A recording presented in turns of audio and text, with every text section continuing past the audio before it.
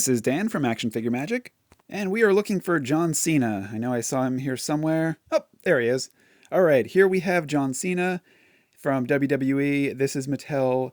This is the main event series, which appears to be a lower price point series. I have some of the elite figures. I'm going to do comparison later because I genuinely don't know what the articulation difference is on them. But I figured if you're going to have one, might as well go with John Cena. I like him as a person. I like him as an actor. Now I like him as an action figure. So let's take a look at his box. There we go. It's a very retro carded style compared to some of the other WWE figures from Mattel, which are more in the box. They put a lot more show into, what goes on for in-box collectors. They're the other figures that were released in this wave, like the classics Hulk Hogan and Roddy Piper. Everyone's got favorites from their childhood, but today is all about John Cena. From a design perspective, it's bright, it's awesome, it's very action figure.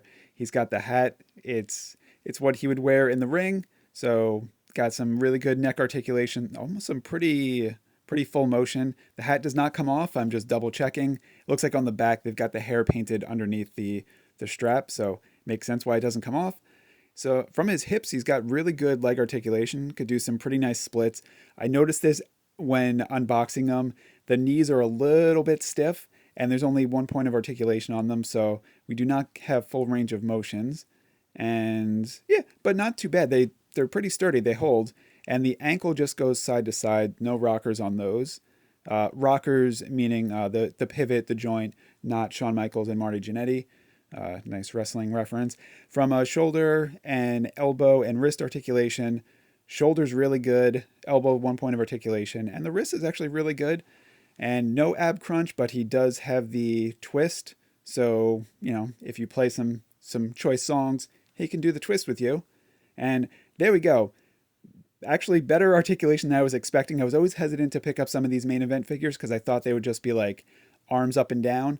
But the shoulder articulation and the hip articulation, very happy with.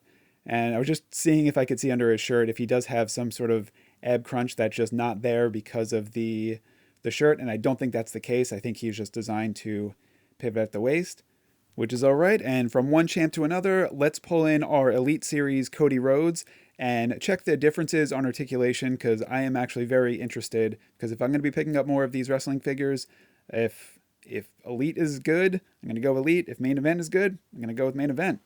So from a waist articulation, you can tell that Cody Rhodes does have the ab crunch. So that is actually a very big win in favor of the Elite collection. The shoulders are about the same, but on the bicep, we've got the swivel on there.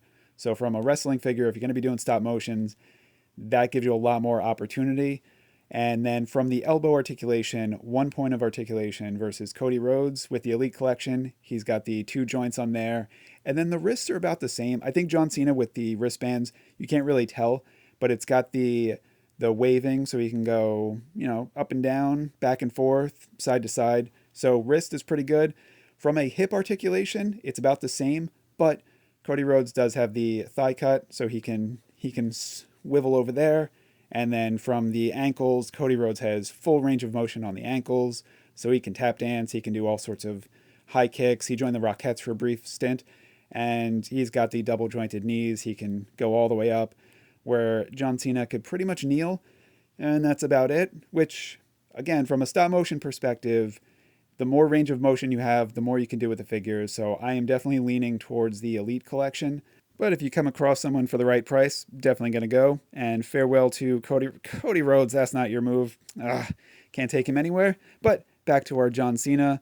Like I said, I'm very, very happy with the articulation of this guy. These figures are definitely worth it for the price point if you can deal with the slightly less articulation than the Elite collection. And now for comparison, why not pull in another John Cena figure? This is from Peacemaker. This is from McFarlane Toys. This is a slightly larger scale figure and a lot more realistic, which to each their own. They each serve their own purpose. Like, this guy's gigantic by comparison to him, and his features are so realistic, where John Cena from the Mattel collection looks more like animated, toy-like. So McFarlane is very realistic, and they've got amazing articulation. The articulation on this McFarlane figure is actually closer to the Elite collection from Mattel. So he can do it all. This is a solid figure. And the price point is very similar between McFarlane and the Elite Collection. So you almost expect that. It almost seems like in this case you're paying for the articulation, which I'm more than happy with. I will do that all day, especially for stop motion. You get what you pay for, and if you're gonna want those really awesome moves, you're gonna go with the Elite.